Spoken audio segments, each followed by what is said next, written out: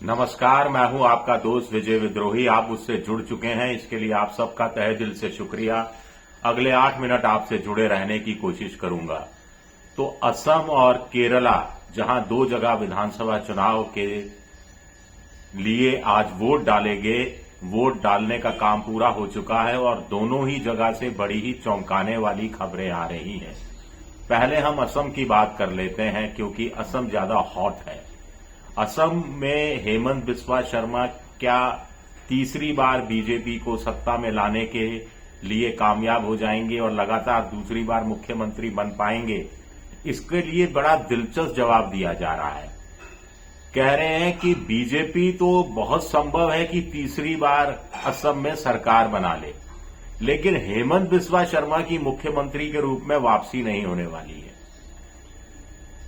और इसके लिए ये सारा बखेड़ा खड़ा किया पवन खेड़ा ने।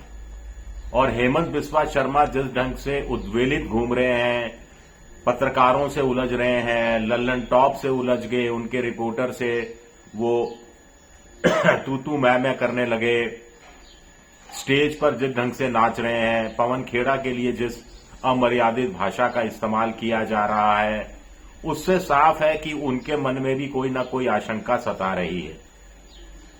कुछ मीडिया में तो सोशल मीडिया में एक कथित तौर पर एक खत भी घूम रहा है, जो संघ प्रमुख मोहन भागवत ने प्रधानमंत्री नरेंद्र मोदी को लिखा है। मैं इस खत के बारे में कुछ ज्यादा नहीं बोलना चाहता, क्योंकि ये खत असली है नकली है इसके बारे में कुछ पता नहीं। भाषा देखकर तो कम से कम ऐसा लग रहा है कि कुछ गड़बड़ है, लेकिन मोटे तौर पर उसके जरिए जो बात कही गई है वो जनता के बीच में चर्चा का विषय बनी हुई है कि उन पूरे परिवार पर जिस ढंग से आरोप लगाया गया और जो रिएक्शन आया, उससे बड़ा सवाल उठ रहा है कि क्या बीजेपी अब हेमंत बिस्वा शर्मा से आजिज आ चुकी है और उनको लग रहा है कि इस आदमी को सत्ता से दूर ही रखा जाए तो बीजेपी के लिए बेहतर होगा।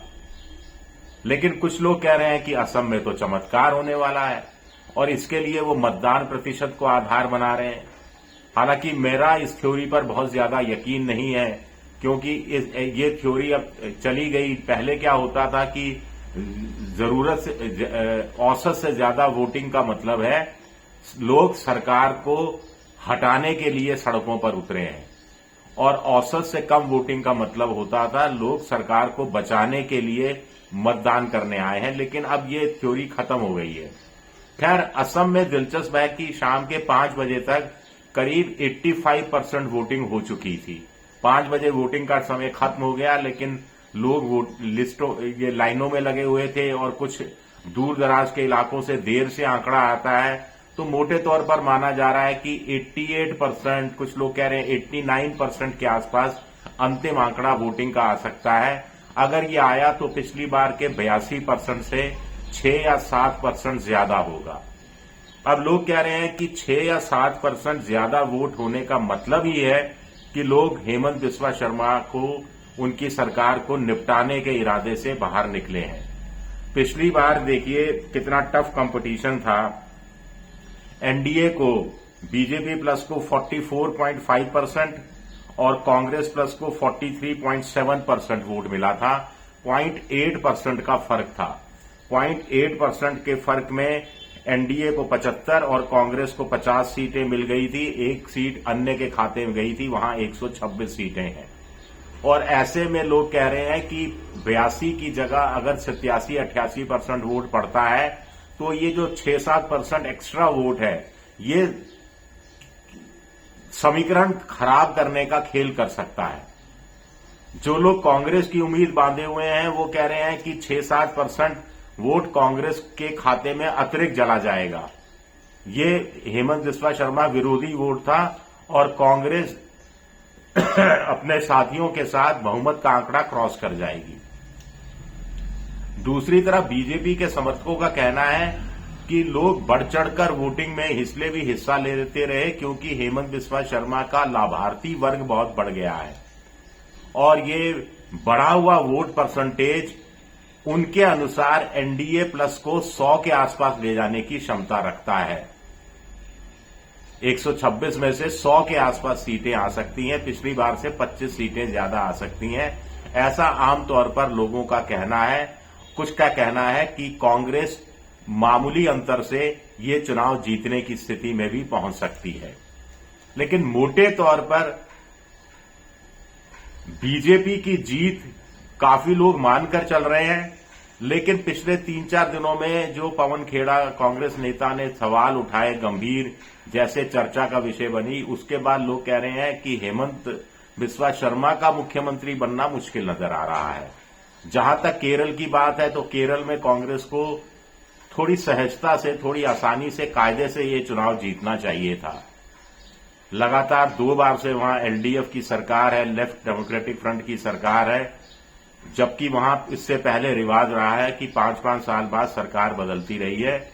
लेकिन केरल के कुछ पत्रकारों से जो बात हुई, उनसे जो निचोड़ निकलकर सामने आया, उनका कहना है कि मुकाबला टफ है, कड़ा मुकाबला है। 5 बजे तक वहां करीब 75% वोटिंग हुई थी, वहां 6 बजे तक वोटिंग होनी है, तो आंकड़ा स्वाभाविक तौर पर 80 क्रॉस करेगा।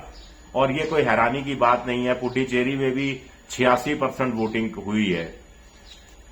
तो कुल मिलाकर अब सवाल उठता है कि राहुल गांधी की असली अग्नि परीक्षा केरल की जीत के साथ जुड़ी हुई है, या फिर असम में अगर चमत्कारिक जीत कांग्रेस हासिल कर लेती है तो उससे राहुल गांधी की छवि और पॉलिटिकल कद का बहुत ज्यादा इजाफा होगा, या अगर कांग्रेस हार जाती है असम तो बहुत ज्यादा फर्क नहीं पड़ेगा क्योंकि वो सत्ता में थी ही नहीं। लेकिन अगर केरल में कांग्रेस नहीं जीत पाती है, उस केरल में जहां के वायनाड से राहुल गांधी सांसद रह चुके हैं, उस केरल से जहां के वायनाड से उनकी बहन प्रियंका गांधी इस समय सांसद है, जहां तमाम चीजें कांग्रेस के पक्ष में बताई जा रही थी, एंटी इनकम्बेंसी सरकार के खिलाफ थी, लेकिन अगर ऐसे में भी कांग्रेस अगर सत्ता हासिल नहीं कर पाती है, कुछ लोगों का कहना है नहीं इतना मुश्किल काम नहीं होगा, वहां 140 का सदन है, 71 बहुमत के लिए चाहिए। आमतौर पर लोगों का कहना है कि कांग्रेस 75 से 80 सीटों के बीच में हासिल करने की स्थिति में है। लेकिन बीजेपी ने जो गेम चला, कुछ लोग तो पहली बार केरल में, ऐसा कभी मैंने नहीं सुना बहुत लंबे समय से, त्रिशंकु सरकार की भी बात कर रहे हैं कि फिर बीजेपी के हाथ में सत्ता की चाबी होगी।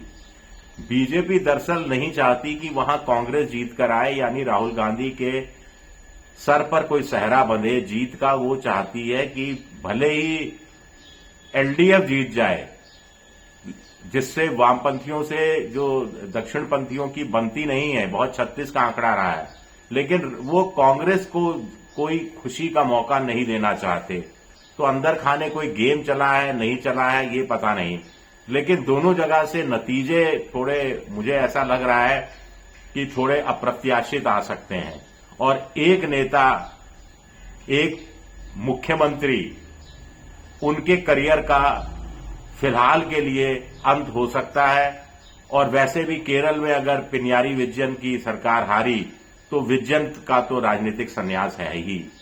शुक्रिया मेरा वीडियो देखने के लिए। पसंद आए तो लाइक कीजिए, सब्सक्राइब कीजिए, शेयर कीजिए। आप मेंबरशिप ड्राइव में भी जा सकते हैं, मेरी मदद कर सकते हैं। शुक्रिया, बहुत बहुत शुक्रिया।